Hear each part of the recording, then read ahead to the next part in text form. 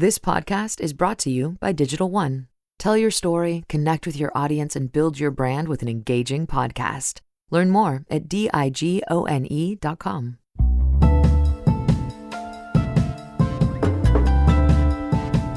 You're listening to Craving the Future with Michael Perman.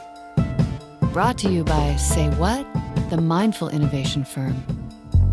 Each episode of Craving the Future delivers fresh thinking from innovation luminaries who are paving the way forward, making the world a more interesting place.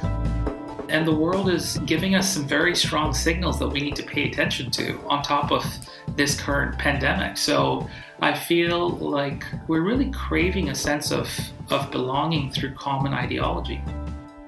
Hello, this is Michael Perman. I'm delighted to be back in front of the microphone at Digital One Studios in Portland, Oregon for my first podcast since the pandemic started. Yay! Our topic today is the future of digital tribes, which has become more relevant than ever given the current movement from physical to virtual interactions that change the nature of tribal experiences. Our guest today is Bosco Anthony, a digital storyteller and organizational strategist who has mastered the art of aligning purpose with momentum. Bosco deploys the power of love, kindness, and compassion to catalyze movements in the form of digital tribes. Bosco has been a prolific public speaker as well. His popular TED Talk, Feeling Stuck, Fueling Life from Average to Epic, illuminates a concept called activation energy and shares ways to bring rhythm to your why. More recently, Bosco has been in the core team that launched the Grey Swan Guild, a global tribe of futurists that I have joined, to share emergent perspectives in the wake of our pandemic, exploring new ways to live, love, learn, and lead. Having roots in Tanzania, East Africa, Bosco spent most of his adult life in Vancouver, Canada. He now calls Brisbane, Australia home, where the sun is rising as we speak, and we are socially distanced by 7,300 miles. I think that's enough. Good morning, mate. Can you describe your physical and emotional setting in the moment so we can feel that we are with you? Good morning, Michael. Thank you for having me. I'm super excited to be here today to discuss the future of digital tribes. I'm feeling liberated, and I'm also feeling cautiously optimistic at this moment. I feel like I'm an immigrant in a new land, as I've just moved to Australia in December, just before the world went apocalyptic. And today I'm seeing that things are cautiously returning back to, some form of normality. And some parts of Australia are loosening restrictions while others are going into lockdown. So I'm hopeful. I'm feeling very hopeful today. And how about the physical surroundings? What does it look like out the window? The birds, the trees, the physicality of where you are? Well, I just experienced sunrise in Australia, and it's very different from living in Canada. You hear very, distinct sounds of some extreme wildlife that you're not exposed to in North America. And so I've learned a lot about the different bird species. I think there's over 800 different bird species in Australia. So I'm woken up by that every morning, and today I'm thankful for a beautiful sunrise. It'd be pretty cool to be woken up by 800 birds, or 800 species of birds anyway. It's very different. Living in North Vancouver, you typically hear the sounds of the city come to life. And, in this part of the world, you hear the wildlife first coming up to life. So that's an interesting change to my normal routine. And those elements within the space around us, the physicality of the space around us, leave such an important impression on our life and embed memories that affect us going forward. One of the things in your TED Talk, you described a very poignant moment, kind of an inflection point in your life as a young boy in Tanzania, which became part of your origin story. Would you mind sharing a little bit about that and how that experience influenced who you have become? Absolutely. So, let's talk a little bit about the origin story. I was writing a book, and I was writing the script for my TEDx talk, and I was talking to a fellow author friend of mine, Amir, and he had told me that, your writing's very strong, Bosco, but you really need to tap into your root story, your origin story that defines the character of your narrative. And I had to look back and to do some soul searching and digging, and I realized that there was a story that kept coming up in a lot of my, early contextual definition. And it was the story of this little boy who was getting ready to go to school in Dar es Salaam, Tanzania one day. And he heard, this sound. It was people yelling "mwizi, mwizi," which in Swahili means thief. And this little boy ran up to the balcony and saw a man being beaten to death. It was sort of mob justice. And it was a very graphical scene. And this little boy's father had realized that this boy was witnessing something very horrific. And the father came and took the boy inside. And so the boy asked his father, "What is this man's crime?" And his father said his crime was hunger. And it was an interesting origin story because it defined my entrepreneurial character and my entrepreneurial spirit. Because as a little boy, I had this fear of being a poor person. I had this fear of being harmed. And it was a story that defined my characteristic as I grew older, even in my time in Canada as an immigrant. So I believe that humans have various contexts of narratives from the origin story, and it's typically through their childhood, some of them being happy memories, some of them being sad memories or horrific memories. And if you look back, I'm sure you can even dig deeper and remember some stories that potentially define where you are today.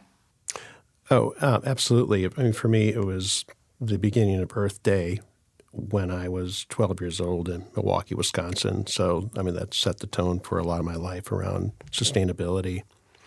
It really has an effect. Did you witness or experience tribes when you were in Tanzania? Absolutely. Yeah. I lived in Dar es Salaam, Tanzania, and Tanzania is a colonial country. So it's been colonized by, German, British, Arab influence and Portuguese influences. And, it was a country that was formed by the Bantu tribe.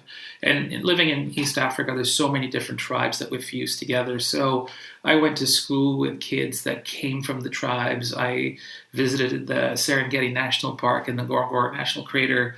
And, you learned a lot about the Maasai tribe as well. So growing up, I was, exposed to so many various cultures and diversities from an African sense, which really enriched my youth as well. But then we saw the emergence of tribes as we moved to other parts of the world. It just had a different label or context, but it still had the tribal mentality, if that made any sense. So let's talk about tribes conceptually, kind of the elements of it. I mean, typically a tribe is a unique collection of people bound by traditions of common descent, language, culture, and ideology, which also sounds like a movement. Pat Hanlon has a book called Primal Branding, which he shares elements of a tribe or elements of a movement, such as you mentioned, the creation story or the origin story, the creed, the icons, rituals, who are the non-believers, and what are the sacred words. So I'm wondering, how do you think of what a tribe actually is, and is there a difference between a tribe and a movement? In my experience, and coming from a colonized aspect of the world living in Tanzania, my father was born during a colonial era, movements are formed as a response. It's almost like a revolutionary idea or a group of people that have come together to respond to something. And we're seeing that right now with the current crisis in racial equality in North America, where, the response to oppression or the response to brutality has brought about a meaningful cause and a meaningful purpose. And, I distinguish that differently from a tribe because I feel like, tribes come together typically to form a form of strength. And it's almost survival by nature. The early roots of tribes or people coming together really was to survive and grow stronger together. And I feel like we're seeing that same, reemergence of tribes right now where we're trying to survive, a remarkable era that I don't think any of our forefathers have seen at a very long time. I think it traces back to the Spanish flu. That was the last time we had a similar entity to this. But, I think tribes really are formed out of survival most of the time and sense making. Well, that being the case, I mean, I think you could argue that Black Lives Matter is a tribe in the sense of, it is trying to make sense of the world that is formed out of, in that case, injustice. So how would you parse that, Black Lives Matter, as a tribe or a movement, or is it a brand? What is that? To me, I feel like it's a narrative, and it's a collection of various narratives, and I'm fortunate to be a man of color, and I'm fortunate to have learned a lot about oppression, and so I've had some, perspectives, but I don't think it's just one narrative. I have friends who are Black police officers who witnessed a ton of challenges and adversity being on the front lines, and then you see the other side of this through citizen brutality. So I think it's a conversation, it's a discussion, but I think it's thread together with various narratives. But it's also a house of cards, as we've seen. We have various people coming together with different purposes and intentions, and it would be really unfair for us to say that this is one perspective. There's various perspectives. And, living in Tanzania and living in Africa, the term Black Lives Matter is a completely different conversation. It's a forgotten continent that was driven by slavery. And so when you have people that have migrated, your youth and your generations that are wiped out because they've been pushed to another country due to slavery, that changes the narrative of an entire continent. And so we're starting to see the progression of the African frontier. It's become an emergent market. But one would have asked, if we didn't have slavery, would Africa have been a progressive society even sooner? Yeah, that's a pretty interesting question. What would have happened? And I think it's, you mentioned that people are part of tribes as a sense of protection initially. Today, what do you think people are craving when it comes to deciding or desiring to be part of a tribe? I'm always reminded of Maslow's hierarchy of needs, and somewhere in that pyramid is love and belonging. And I think that really speaks to where we are today. We're looking for a sense of belonging, and we're looking for a sense of commonality and similarity with other people, because our beliefs are changing, our thoughts are evolving, and more importantly, we're seeing and viewing this world through a different lens. We're constantly being challenged to be woke and have a different perspective on leadership, on how to live life, and what our priorities are. The world has gone through so much pain in the last few months, and it started with traces of the Amazon catching on fire and the bushfires in Australia, and the world is giving us some very strong signals that we need to pay attention to on top of this current pandemic. So I feel like we're really craving a sense of belonging through common ideology. I think what's interesting about the pandemic too is that the diversity of reactions has led to a diversity of tribes. Some people are apathetic, some people are angry, some people are entrepreneurial and energetic. There's a range, and then the diversity of people. I mean, going back to the Black Lives Matter movement itself, the timing of that, it is a pretty diverse audience. How do you think people are going to start to prioritize the way that they interact with tribes? I think it starts with how we're feeling, and I think it also really comes down to the intention of wanting to interact with tribes. I feel today we're asking ourselves, are we part of a tribe by design? Would we be growing as a digital tribe if we didn't have this pandemic era? I think in many ways, the pandemic era put a pause in our lifestyle. It put a pause to everything we do as a human society, and it really changed. It was sort of the woolen rug that was taken out from where we stood, and it literally threw us off as a human society. So I think that was by design a fixed narrative that all of a sudden changed. And it'll be interesting to see, because I think we're just, at the emergent forefront. I still think we have a lot to discover about ourselves. Let's go to the emerging forefront and into the future. So, and when I think of future, everyone has a different point of view about that as a time frame. So when I think about, or when I say the word future of digital tribes, what year shall we place ourselves in for the purpose of this conversation? Well, I think we could even look into the first 3 to 5 year outlook. I think the next 3 to 5 years will have a completely different narrative, in how we migrate to each other and how we interact with each other. More importantly, how we travel. So let's go there. Let's talk about maybe starting with the interaction of emotion and meaning with technology. So right now we have some, I think pretty fundamental tools and techniques we're learning through the pandemic, that not all the virtual tools that we have available are really, providing the right user experience. So that'll likely change. But how do you see in 3 to 5 years this connection between search for meaning, the emotional needs of being in a tribe, and the digital technology that's going to be available? So it's an interesting concept. And I'll start off by, sharing a story about how I read the book Origin by Dan Brown.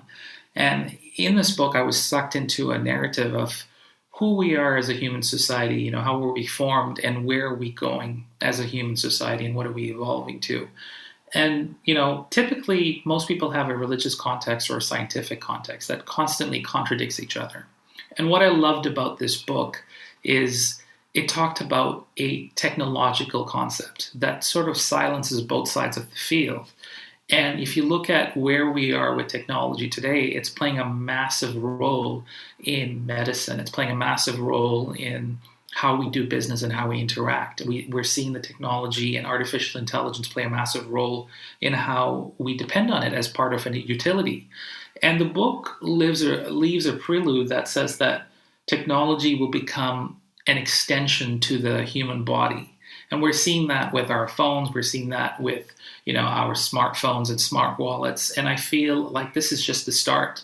I take comfort in knowing that in this remarkable era of the digital frontier, we're still at its infancy of the digital unknown, the digital uncharted, and more importantly, the digital undiscovered. And I think that at this current point in our lives, we're going to start to ask the question, how does technology impact our current survival and our current existence to going back and restarting and refueling the economy? Businesses are now asking the question, should we have a remote workforce or should we have a workforce that works from anywhere?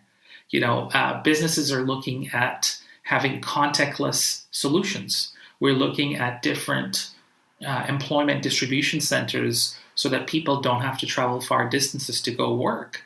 And more importantly, we're looking at finding ways to impact that idle workforce or that migrating workforce that was stood down very, very quickly. Industries have to evolve, and we're going to be changing many entities of functional utility. But for the sake of this conversation, let's talk about the workforce.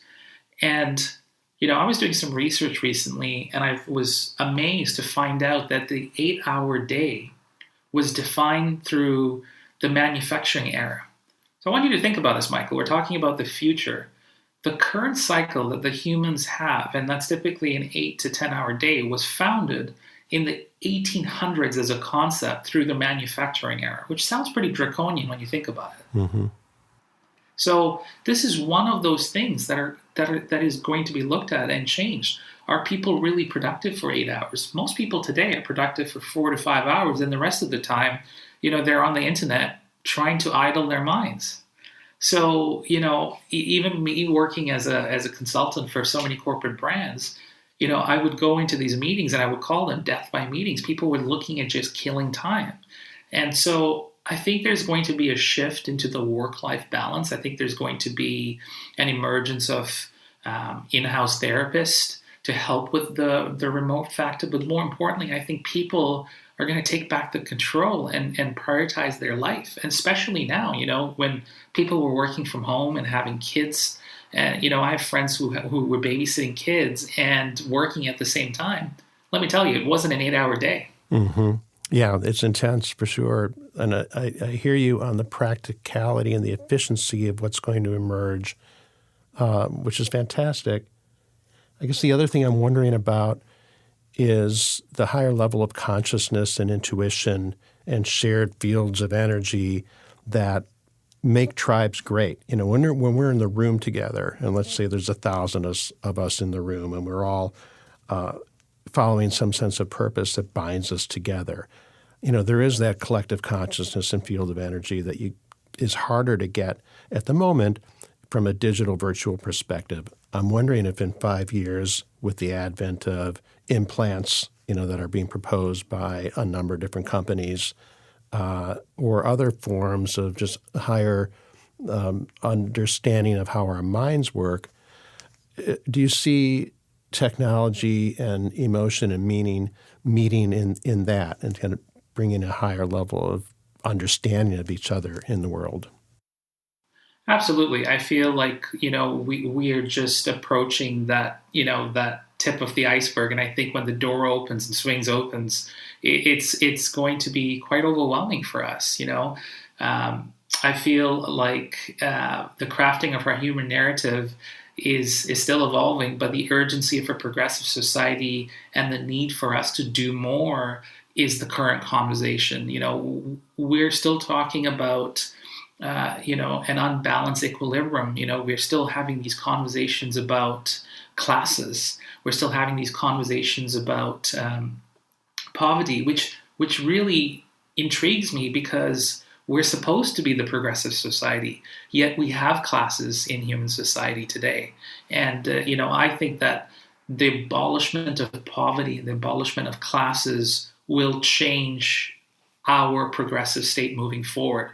But absolutely, when we look at technology and we look at elements of, AI, and you look at elements of, the current digital findings, I wouldn't be surprised if we start exploring with, hologram features. I wouldn't be surprised if we start exploring with, other forms of communication, that doesn't include Zoom. I think Zoom became a popular choice by default, and I'm yet to discover what's going to happen by design.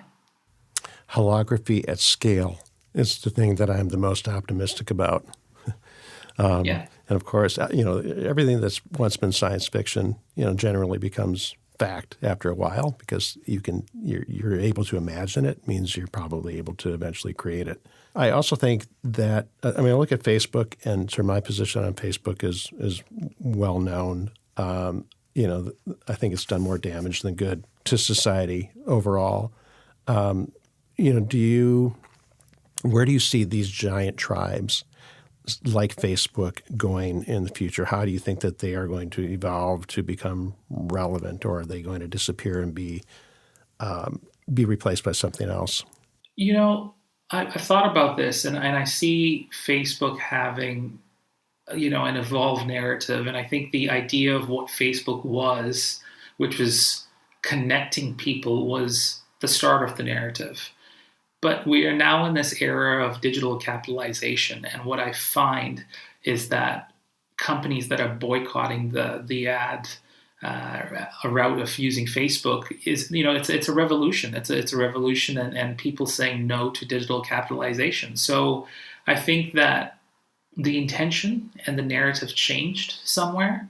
And now we are seeing that outcry, and we're seeing that, disbelief of how privacy and data is being managed in the back end. And these are, some strong conversations.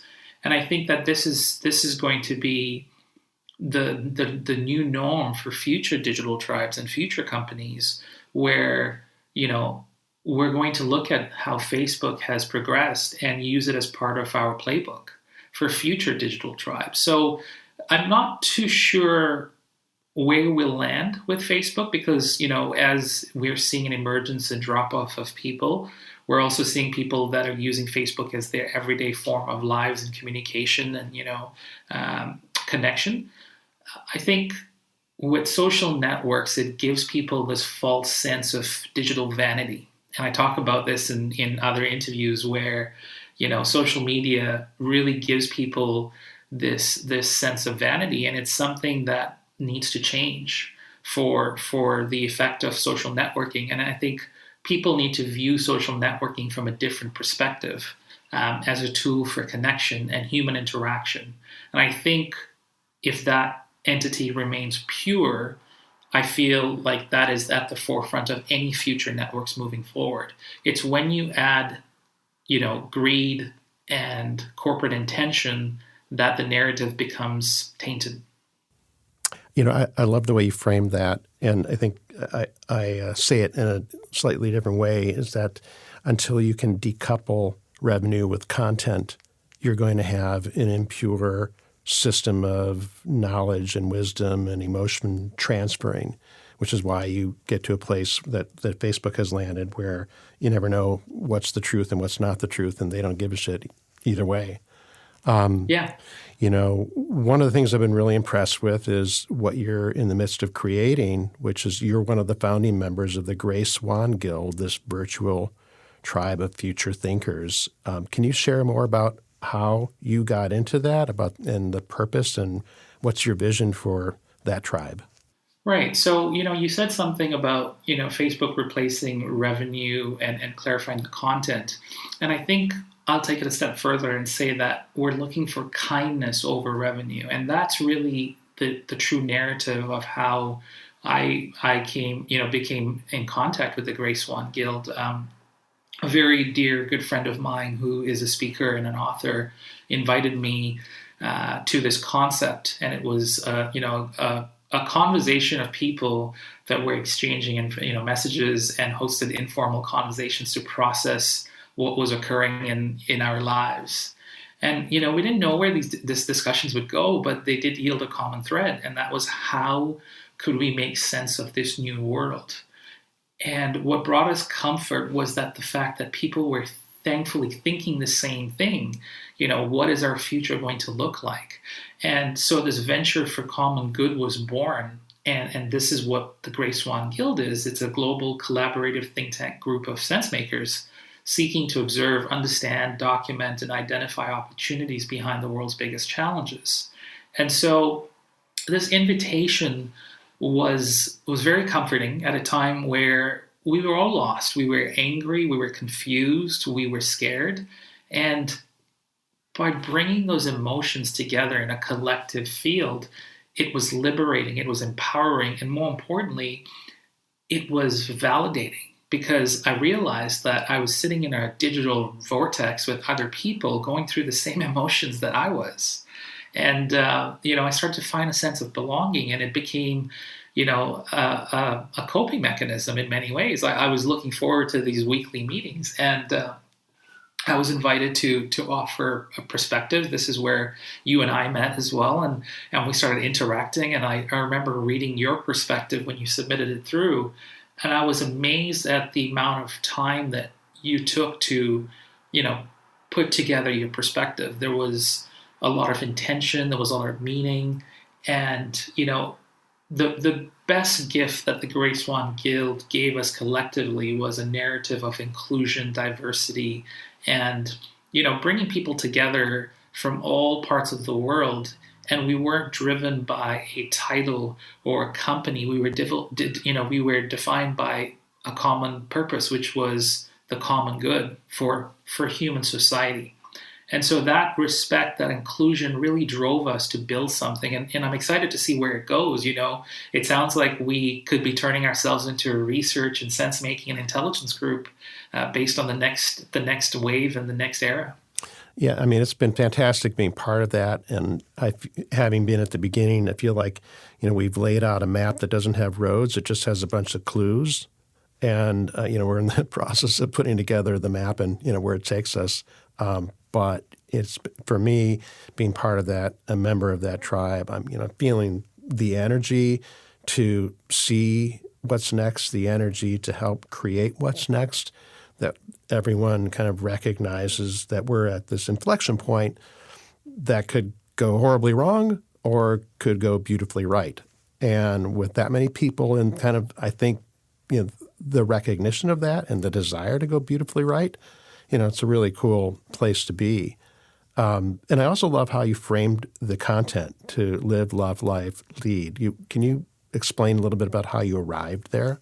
And I wouldn't say you, I would say we, because, it's a collection of amazing people that have put this together, and credit goes to that editorial team, because we had so many different perspectives, and they landed on 4 themes, which was lead, love, live, and learn. And these were the 4 themes of the first 60 to 65 perspectives. We found traces of these 4 critical elements. My perspective fell mostly under leadership, so it fell under the lead perspective.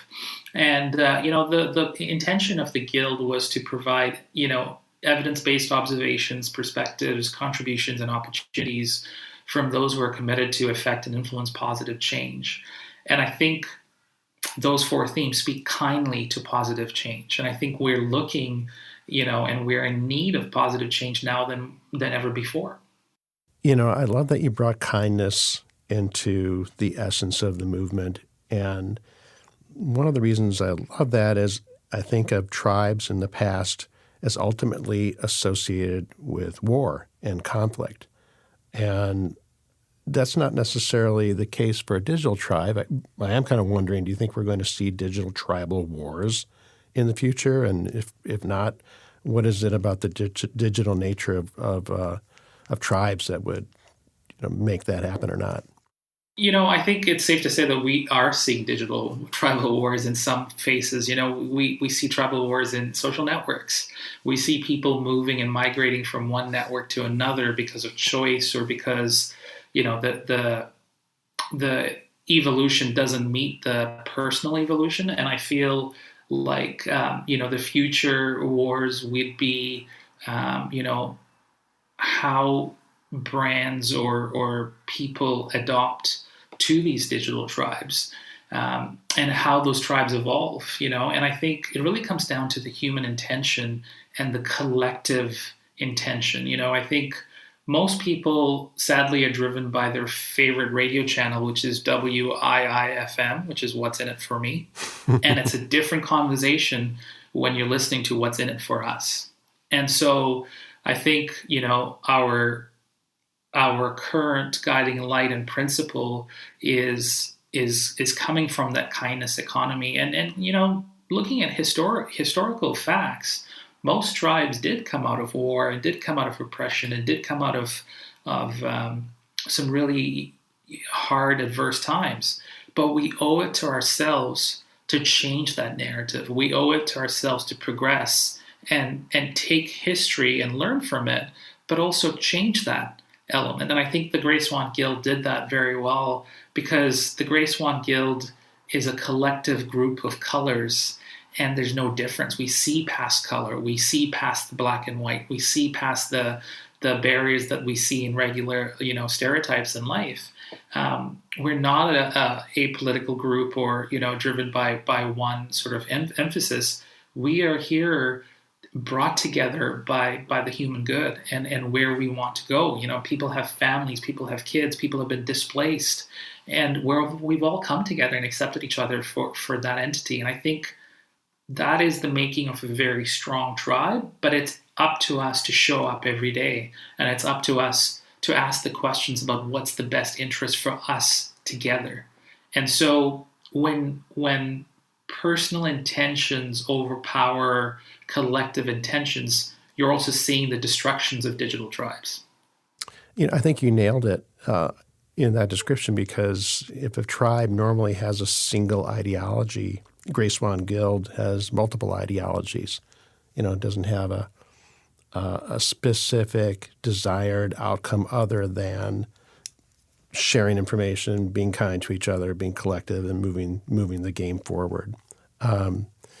So peace on earth to that, man.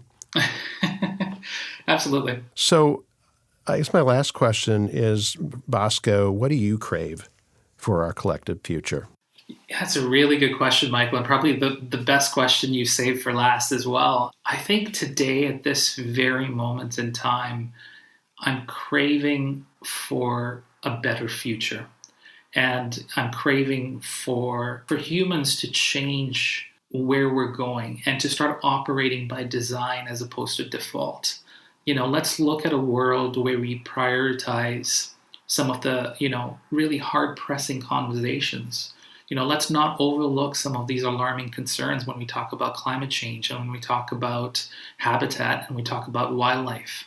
We're at the forefront of losing some of the world's finest wildlife in different parts of the world. And we need to start paying attention. And I think a progressive society is an acknowledging society.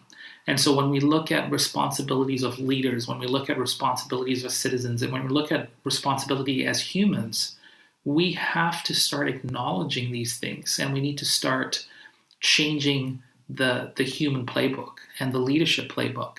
And it starts from us individually. It starts at home. It starts at communities. And it's about being accountable and acknowledging the hard conversations that need to be had. And I think when we start operating from a place of love and we start eliminating that fear, I think that is when we're at the forefront of innovation. Sage advice from Bosco Anthony, coming to us live from Brisbane, Australia. Bosco, thank you so much for being with us today on Craving the Future. Can you, before you sign off here, let us know how we find Grey Swan Guild? Absolutely. So we have positioned ourselves all over the digital vortex at this point. We've sort of created miniature digital tribes, which is ironic considering today's topic of conversation. But you could find us socially at, Grey Swan Guild or the Grey Swan Guild, depending on which, medium you choose. But we're on LinkedIn, we're on Instagram, we're on Twitter, we're on Facebook, and we also have a website, greyswanguild.org. So I encourage you to, check out the website, but more importantly, review some of these perspectives. You'll be blown away, and it's time well spent. And I also appreciate your time today and energy, Michael. You've put together an amazing, meaningful sense of conversational questions that really opened up a lot of doors and hopefully future frontiers for us to discuss on. Thanks for listening to Craving the Future. Mine, Our musical director is Peter metaverse. Himmelman. Thanks, man. For more Chat soon. insights about what's coming next, visit our website at saywhat.org. That's CESTWHAT.org. Digital One.